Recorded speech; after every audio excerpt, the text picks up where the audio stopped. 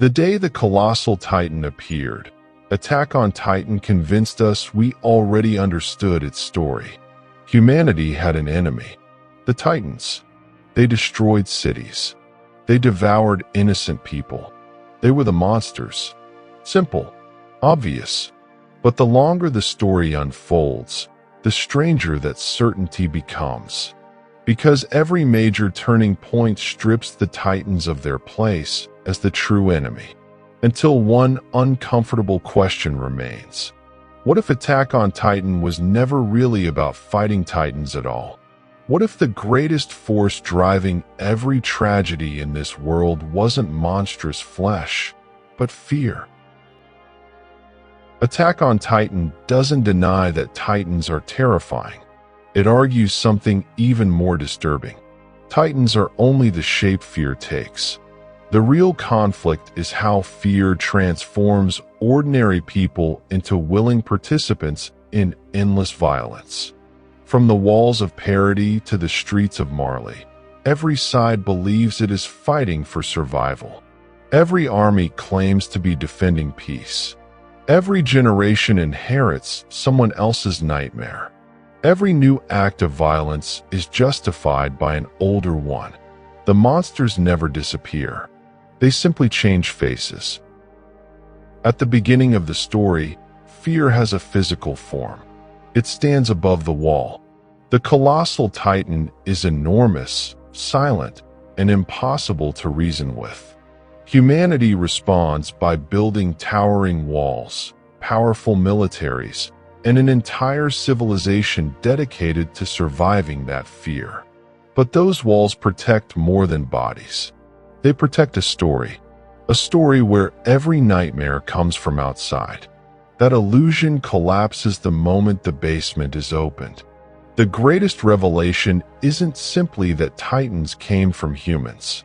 It's that the world beyond the walls fears Parody just as deeply as Parody fears the world beyond the walls. Both societies have spent generations constructing identities around a shared enemy. The enemy changes depending on where you're born. The fear does not. No character embodies this better than Reiner Braun. To the people inside the walls, he's a trusted friend. To Marley, he's a heroic warrior. To himself, he's both. His fractured identity isn't simply personal trauma. It's the inevitable result of being raised inside two completely incompatible truths. He doesn't become a monster because he's cruel. He becomes one because fear convinced him that destroying strangers was an act of salvation. Then the story repeats itself through Gabi. She grows up believing the people of Parody are devils who deserve extermination. Yet the moment she eats with them, laughs with them, and witnesses their grief, the image she inherited begins to collapse. The monsters were never the people. They were the stories fear demanded she believe. Even Eren follows the same path. As a child, he dreams of freedom from Titans. As an adult, he discovers something far more terrifying. The walls were never only keeping monsters out. They were keeping history out. Knowledge destroys certainty, and certainty is what fear depends on most. By the time the rumbling begins, Titans have almost disappeared as the central conflict. Instead, fear itself becomes the ultimate weapon. Not fear of Titans, fear of extinction, fear of revenge, fear of the future. The rumbling is horrifying not simply because millions may die. It's horrifying because it feels understandable. Attack on Titan forces us to watch a victim become someone the world now fears.